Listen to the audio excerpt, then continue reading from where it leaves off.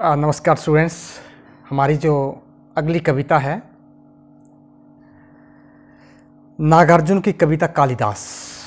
आज हम कालिदास कविता को पढ़ेंगे। इस कविता में नागार्जुन जी ये कहना चाह रहे हैं कि जब कोई कवि कोई कविता लिखता है तो उन भावों से उसको स्वयं गुजरना पड़ता है, उस चीज़ को स्वयं जीना पड़ता है। ऐसे ही हम घर में बैठकर कविताएं नहीं लिख सकते जब तक वो चीज़ हमने खुद सही नहीं हो, जब तक उस चीज़ उस रास्ते से हम स्वयं गुजरे ना हो, उस रास्ते को कविता में नहीं बता सकते। कवि को अगर किसी का दर्द बताना है तो कवि को खुद रोना पड़ेगा। ऐसे ही सच्ची कविता नहीं की जा सकती, कविता ऐसे नहीं लिखी जा सकती, काव्य ऐसे नहीं लिखा जा सकता जब तक हम स्वयं उस काव्य की उस पीड़ा से गुजरते नहीं हैं। तब तक हम एक सच्ची संवेदना काव्य में नहीं दे सकते। इसी कविता को इन्होंने कालिदास कविता में कहा है। उन्होंने ये कहा है कि जब जब कालिदास ने बहुत से काव्य लिखे, कालिदास ने नागार्जुन ने बहुत से काव्य लिखे, कालिदास लिखा और काव्य लिखे, उसमें जो उन्होंने पीड़ा दिखाई है क्या स्वयं उस पीड़ा से वो गुजरे हैं? कालिदास कविता में वो कहते हैं, कालिदास सच सच बतलाना इंदुमती के मृत्यु शोक से, अज रोया या तुम रोए थे, कालिदास सच सच बतलाना। कह रहे हैं कि कालिदास आपने सच सच बतलाना, हे कवि कुल शिरोमणि, कवियों में शिरोमणि कालिदास, आपने सच सच बताना कि इंदुमती के, जब आपने लिखा इंदुमती के मृत्यु शोक से, इंदुमती जब मर गई थी, मृत्यु शोक, अज की पत्नी इंदुमती जब मर गई तो अज को उसका जो शोक मिला, उसको जो दुख मिला, कालिदास सच सच बतलाना कि आज अपनी पत्नी की मृत्यु पर जब बहुत दुखी थे, आपने उसको अपने काव्य में स्थान दिया, अपने काव्य में कहा आज, और इंदुमती की कहानी अपने काव्य में लिखी। तो कालिदास ने जो काव्य लिखा उसकी बात करें, कालिदास एक कवि थे, तो कहता है कालिदास सच सच बताना, हे कालिदास आपने सच सच बताइए मुझे, क्या इंदुमती के मृत्यु शोक से, जब इंदुमती मृत्यु को प्राप्त हो गई, उसका जो शोक उसके पति को प्राप्त हुआ अज को, तो अज रोया या तुम रोए थे? उस समय जब आपने वो काव्य लिखा तो क्या वो अज रोया था या आप स्वयं रोए थे? आपने जो लिखा क्या आपको खुद भी रोना पड़ा, उस चीज से आप खुद गुजरे? तो कहता है इंदुमती जब मर गई थी तो उसके मृत्यु शोक जब अज को प्राप्त हुआ तो उस मृत्यु शोक से क्या अज रोया था या तुम भी रोए थे? कालिदास सच सच बतलाना, आप सच सच बताइए कि क्या वो आंसू जो निकले थे अज से, क्या वो आंसू आपके नहीं थे? वो आपके दिल की पीड़ा नहीं थी?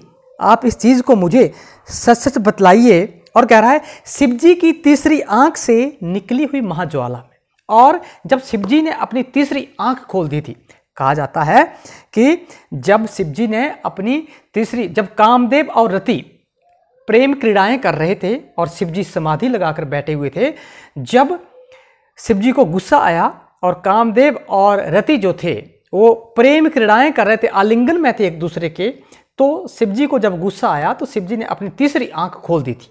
तो वही कह रहा है कि शिवजी की तीसरी आंख से निकली हुई महाज्वाला से, जब शिवजी ने अपनी तीसरी आंख खोल दी और उसकी तीसरी आंख से महाज्वाला निकली थी, और महाज्वाला में, उस महाज्वाला में घृत मिश्रित सूखी समिधा सम, घृत मिश्रित होता है घी से सनी हुई, मिश्रित की हुई, समिधा होता है हवन की सामग्री, हवन की लकड़ियां, घृत मिश्रित घी से लथपथ हवन की लकड़ियों के समान, घृत मिश्रित सूखी लकड़ियों के समान, सम होता है समान, समिधा होता है हवन की लकड़ी, घृत मिश्रित होता है घी से मिश्रित लकड़ियों के समान, कामदेव जब भस्म हो गया, जब शिवजी ने तीसरी आंख खोली तो कामदेव कैसे भस्म हो गया? जैसे हवन की ज्वाला में लकड़ियां भस्म हो जाती हैं। तो कहता है शिव जी की तीसरी आंख से, जब शिव जी ने अपनी तीसरी आंख खोली तो उसमें से महाज्वाला निकली,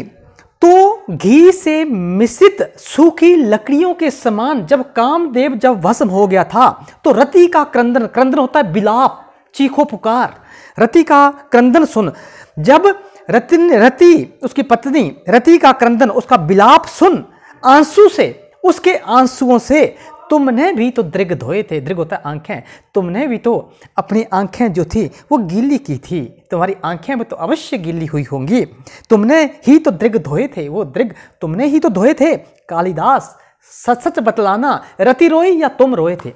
कालिदास आप सच सच बताइए, उस समय जो आपने वर्णन किया, उस समय क्या रति रोई थी या तुम स्वयं भी रति के साथ रोए थे? क्योंकि ऐसे उसका रोना बिलखना आप काव्य में नहीं दिखा सकते हैं, आप स्वयं रोए होंगे, उस पीड़ा से आप स्वयं गुजरे होंगे, तभी आप उसका वर्णन जो है वो कर सकते हैं। इसलिए कह रहा है कि कालिदास आप सच सच बताइए, उस समय उसका पति कामदेव, रति का पति, जब कामदेव सूखी लकड़ियों के समान भस्म हो गया था, उस समय रति का क्रंदन सुन तुमने ही तो दृग धोए थे, रति का बिलाप, उसका रोना, चीखना, पुकार सुनकर तुमने भी तो अपने आंखें जो हैं आंसुओं से गीली की होंगी। कालिदास आप सच सच बताइए, क्या उस समय रति रोई थी या स्वयं आपको भी रोना पड़ा था? वर्षा ऋतु की स्निग्ध भूमिका, प्रथम दिवस आषाढ़ मास का। वर्षा ऋतु की शीतलता और जो चारों ओर बिखरी हुई थी, और आषाढ़ महीने को जो प्रथम दिन था, पहली तिथि आषाढ़ महीने की थी, देख गगन में श्याम घन घटा, आसमान में काली काली घटाएं, बादलों की घटाओं को देखकर जो था आषाढ़ मास की पहली तिथि, देख गगन में श्याम घटा का विदुर यक्ष का मन जब उछटा, विदुर जिसने अपनी प्रेमिका को खो दिया हो, जिसने अपनी प्रिया को खो दिया हो, विदुर कहते हैं उसको। तो विदुर यक्ष का जब मन उचाट हो गया, जब उसकी प्रेमिका उसके साथ नहीं थी, और वर्षा ऋतु थी, आषाढ़ महीने की प्रथम तारीख थी, और उस समय आसमान में बादल जो थे उमड़ घुमड़ रहे थे, उन बादलों के उमड़ते घुमड़ते बादलों को देखकर विदुर यक्ष का मन जब उचाट हो गया, मतलब उसको बहुत याद आने लगी, किसकी? अपनी प्रेमिका की, अपनी पत्नी की बहुत याद जो थी आने लगी। आकाश में उमड़ती घटाओं को देखकर, काली काली घटाओं को देखकर उसका मन जो था प्रिय की याद में उचाट हो गया, चंचल हो गया। विदुर यक्ष का मन जब उचट गया, खड़े खड़े तब हाथ जोड़ कर चित्रकूट के सुबग शिखर पर, तब खड़े खड़े दोनों हाथ जोड़कर चित्रकूट के सुबग शिखर पर, चित्रकूट सुंदर शिखर पर्वत पर, ऊंचाई पर, चित्रकूट पर्वत के सुंदर ऊंचाई पर दोनों हाथ जोड़कर, सुंदर चोटी पर खड़े होकर दोनों हाथ जोड़कर उस बेचारे ने भेजा था जिनके ही द्वारा संदेशा, उस बेचारे ने, यक्ष ने जिनके द्वारा अपनी प्रिय को संदेशा भेजा था, किसके द्वारा? बादलों के द्वारा उसने संदेशा भेजा था, जिनके ही द्वारा उस बेचारे ने भेजा था, जिनके ही द्वारा दो हाथ जोड़कर चित्रकूट की चोटियों पर खड़े होकर दो हाथ जोड़कर उसने जो विनम्र विनती की थी बादलों के साथ, विनम्र निवेदन किया था बादलों के साथ, तो कहता है उस बेचारे ने जिनके द्वारा भेजा था संदेशा, उन पुष्करावर्त मेघों का साथी बनकर उड़ने वाले, उन पुष्करावर्त झीलों को ढकने वाले, बड़ी बड़े नदियों को, समुद्रों को, झीलों को, पुष्करावर्त झीलों को ढकने वाले जो मेघ हैं, जिन बादलों ने बड़ी बड़ी झीलों को ढक किया था, कहता है उन बादलों के साथी बनकर, उन मेघों के, झीलों को ढकने वाले बादलों के साथी बनकर उड़ने वाले, आप भी तो उनके साथ उड़े होंगे, साथी बनकर उनके साथ। नागार्जुन पूछते हैं कि कालिदास को, क्या आप उन बादलों के साथ साथ नहीं घूमे थे? जब बादलों के माध्यम से आपको संदेशा विदुर यक्ष ने अपनी प्रेमिका को बादलों के माध्यम से संदेशा दिया था, तो क्या बादलों के साथ साथ आप नहीं घूमे थे? कालिदास सच बतलाना, हे कालिदास आप सच बतलाइए, पर पीड़ा से पूर हो, थक थक कर और चूर चूर हो, पर पीड़ा से, आप अपनी ही पीड़ा से, अपने ही दुख से, कालिदास आप सच सच बताइए, क्या आप जो बादलों के साथ गए थे तो अपनी पीड़ा से आप जो थे वो क्या पूरी तरह से पूर और थक कर आप चूर चूर थक कर चूर चूर हो गए थे और अमल धवल गिरी के शिकनों पर प्रियवर तुम कब तक सोए थे।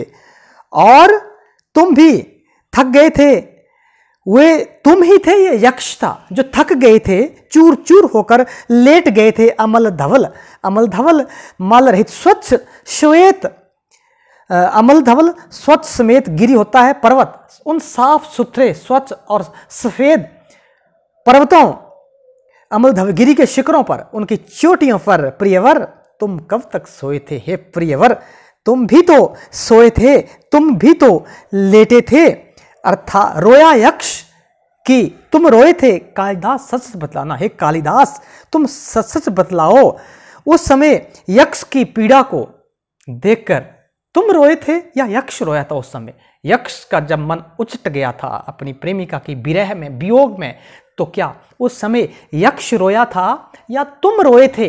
कालिदास आप सच सच बतलाइए, क्या आप नहीं रोए थे? क्या वो दुख जो था तुमने नहीं भोगा था? कवि का इस कविता में कहने का अभिप्राय यह है कि हम कोई भी चीज जो है वो लिख नहीं सकते हैं जब तक हम उन संवेदनाओं के से खुद नहीं गुजरे होंगे। उस पीड़ा से जब तक हम खुद नहीं गुजरे हैं तब तक उस पीड़ा का जिक्र हम अपने काव्य में नहीं कर सकते हैं। कालिदास ने अगर ये सब कुछ लिखा, इतना बढ़िया सा लिखा, तो कालिदास ने स्वयं उस पीड़ा से गुजरे होंगे।